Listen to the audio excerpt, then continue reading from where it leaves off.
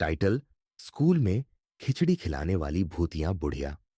गांव के किनारे बने सरकारी स्कूल में बच्चों के लिए मिड डे मील की खिचड़ी बनाई जाती थी।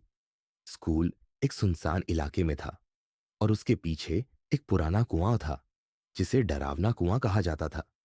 बच्चों के बीच इस कुएं की कई कहानियां प्रसिद्ध थीं। एक दिन स्कूल के कुक ने अचानक नौकरी छोड़ दी। प्रधानाध्यापक ने गांव से एक बूढ़ी औरत को रसोई का काम सौंप दिया। वह औरत सफेद साड़ी में लिपटी रहती थी और उसका चेहरा झुर्रियों से भरा था। बच्चों ने उसे पहली बार देखा तो घबरा गए, लेकिन उसकी खिचड़ी इतनी स्वादिष्ट थी कि वे धीरे धीरे उसके आदी हो गए। जैसे जैसे दिन बीतते गए, बच्चों को स्कूल के खाने के बाद अजीब सपने आने लगे।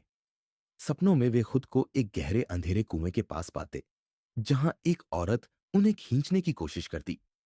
धीरे धीरे कुछ बच्चे बीमार पड़ने लगे। गांव में अफवाह फैल गई कि खिचड़ी बनाने वाली बूढ़ी औरत भूतनी है। लोगों का कहना था कि वह कुएं में गिरी एक आत्मा है जो बच्चों को अपने साथ ले जाना चाहती है। एक दिन हिम्मत करके गांव के कुछ बुजुर्गों और स्कूल के अध्यापकों ने रात में स्कूल के पास जाकर सच्चाई का पता लगाने की ठानी।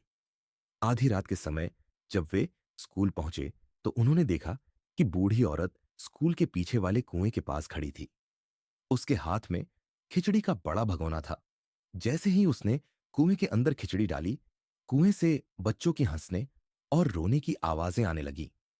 बुजुर्गों ने मंत्रोच्चार शुरू किया और हिम्मत करके उससे पूछा, तू कौन है और ये क्या कर रही है?